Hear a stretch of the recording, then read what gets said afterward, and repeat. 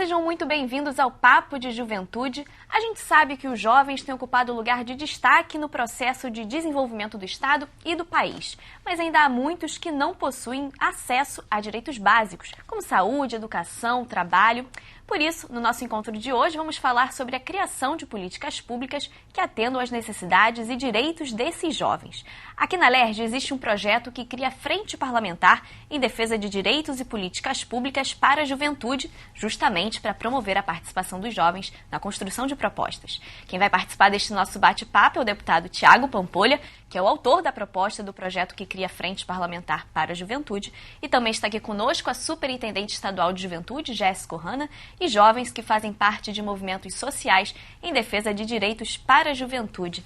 Gente, muito obrigada pela presença de vocês aqui no Papo de Juventude. Deputado, vamos começar explicando para quem está em casa nos assistindo o que é uma frente parlamentar. A frente parlamentar ela tem uma dinâmica muito interessante, porque ela é um instrumento formal que nós podemos lançar mão e que ouve a população. Na verdade, é um segmento onde deputados que se sentem ligados àquele tema, né, fazem parte dessa frente e podem debater, discutir, enfim, ouvir as propostas, ouvir as pessoas da sociedade civil e instrumentalizar fazendo iniciativas legislativas para que a gente possa estar aproximando o poder público das pessoas de forma geral. Você é um dos deputados mais jovens aqui da casa, então está fazendo uma frente parlamentar voltada para a juventude, nada melhor do que isso, né? Como que vai funcionar essa frente voltada para a juventude? Bom, nós precisamos muito do apoio do Conselho, que daqui a pouco nós vamos falar um pouco mais. Precisamos muito do apoio dos jovens do Estado. Então, o que nós queremos fazer é andar de mão dada com o Conselho e também com as conferências que estão ocorrendo por todo o Estado, para que a gente possa ampliar os debates, porque sempre é pouco. Quanto mais a gente discute, mais nós queremos discutir, para que a gente possa entender a amplitude das dificuldades que o jovem, em todas as suas etnias, os diversos jovens que nós temos no Estado, ouvir um pouco de cada um para que a gente possa estar mais preparado para fazer as propostas que nós precisamos. E o objetivo final é aprimorar o Estatuto Estadual da Juventude. Nós temos o de Brasília, o que já foi aprovado, mas nós precisamos aprovar o nosso, e de forma que venha a contemplar o jovem do jovem fluminense. Então, esse é o nosso papel. Aqui no Rio não existe esse estatuto ainda, no caso, ainda precisa ser promulgado. Existe um projeto, mas está muito defasado. Jéssica, você é superintendente. Esse estatuto é muito importante, a criação desse estatuto aqui no Estado, né? Que vai dar uma base legal para garantir os direitos dos jovens. No governo do Estado, quando a gente elabora as políticas de juventude, é fundamental que a gente faça um processo de escuta para entender qual é a necessidade, quais são os desejos da juventude. Com a frente de juventude, a gente vai começar a fazer debates e fazer um momento de escuta com a juventude para a gente entender quais são as demandas, qual é a necessidade de juventude de cada ponto do Estado.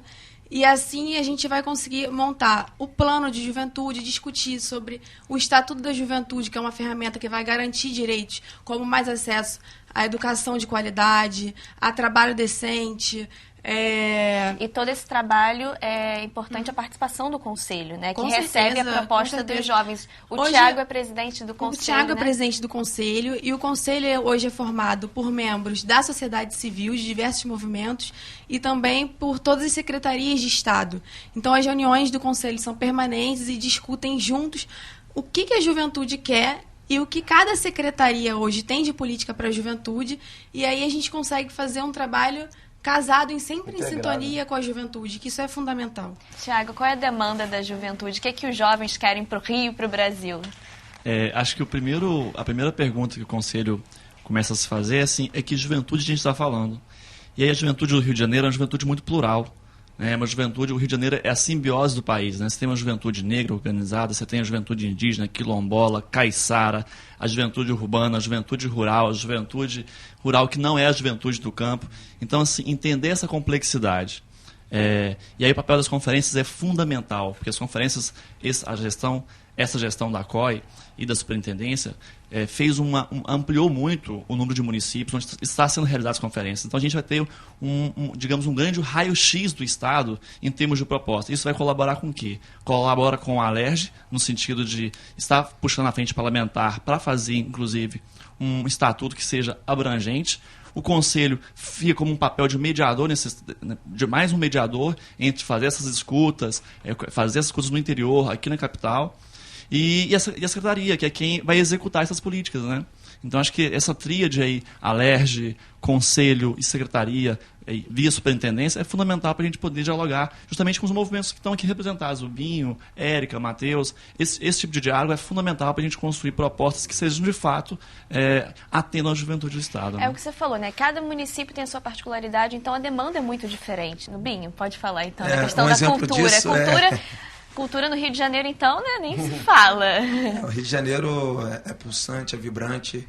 E interessante falar da frente. Eu quero parabenizar o deputado Thiago Pampolha. E assim, a gente criou um coletivo Juventude Sem Fronteiras que vem dialogando com o governador. Esse coletivo nasce do diálogo da sociedade civil com a Superintendência de Juventude, lá com a Secretaria de Esporte, Lazer e Juventude. Então a gente precisa fazer valer essa secretaria como uma ponte para estreitar o relacionamento com o governador e as outras secretarias e também aproximar toda a região metropolitana, que é onde concentra, nós entendemos, que é onde concentra os maiores problemas para a juventude. Então a juventude, sobretudo a juventude negra, é a juventude que hoje mais mata e mais morre. E aí a gente sabe que a juventude tem endereço. Está na Baixada, está em São Gonçalo, está na Zona Oeste. Então, como encontrar os caminhos, as propostas de soluções, somente dialogando com esse comitê, digamos assim, intersecretarial, com o aval do governador e, acima de tudo, aproveitando que nós temos um secretário jovem, que é o Marco Antônio Cabral, e com um grande poder de influência dentro do governo, para fazer com que a gente governe para essa juventude, que a gente diminua esses problemas com atividades culturais, com projetos de leis, com emendas parlamentares. E eu acredito, então, que a frente parlamentar ela vai poder aproximar o jovem fluminense a partir da escuta, para acessar os seus direitos e, acima de tudo, propor a essa frente o que o jovem quer. Acho que o grande desafio hoje é a gente ter a escuta. E a gente já venceu essa barreira. O governador está nos ouvindo e está nos atendendo. Isso é o mais importante. O mesmo nós queremos estreitar com a Alerj. Vai ser um grande exemplo para o Brasil. Pode crer, parabéns. Tem muita proposta, né, deputado? Nossa, muita. Eu acho que essa complexidade é a beleza do trabalho. A gente poder conhecer, entender cada especificidade, cada detalhe. Eu acho que isso é que enobrece um pouco o trabalho dessa frente. Nós tínhamos pensado inicialmente em fazer só com deputados jovens, né?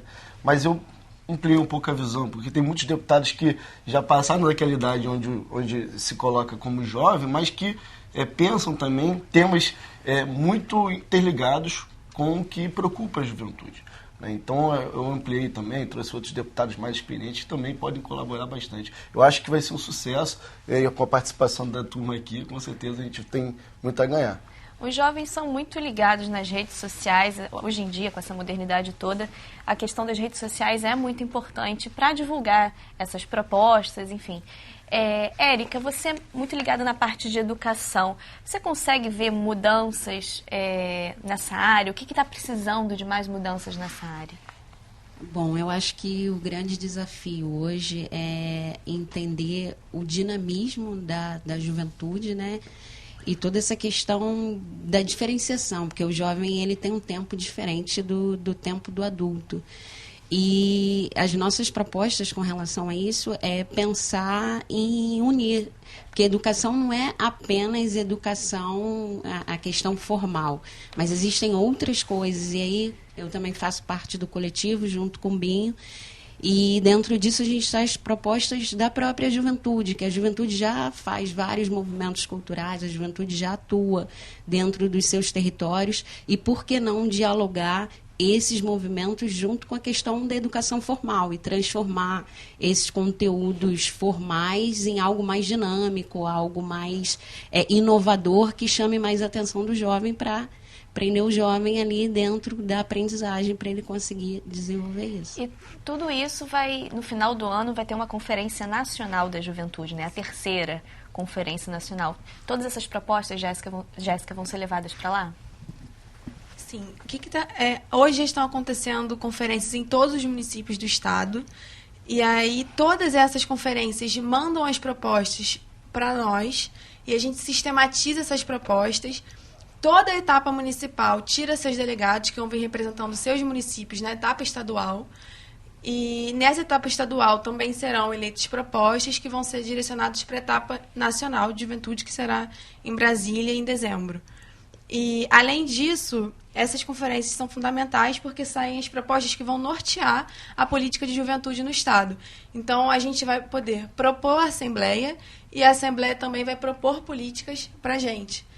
Então, a participação desses jovens nos seus municípios, construindo e propondo política pública de juventude é fundamental. Um dos temas que nós vamos discutir, inclusive, está até atual, recente na mídia, é a criação de um fundo. A gente não tem assim, né, o parâmetro de como vai funcionar, né, mas o trabalho que eles estão desenvolvendo é também nesse sentido, para que a gente possa fazer com que se torne realidade os projetos que se desenham, que se pensa, mas muitas vezes não tem recurso para fazer. Então é um mecanismo. A gente vai continuar essa conversa rapidinho, que a gente vai ter que ir para um breve intervalo. Não sai daí que a gente volta já já.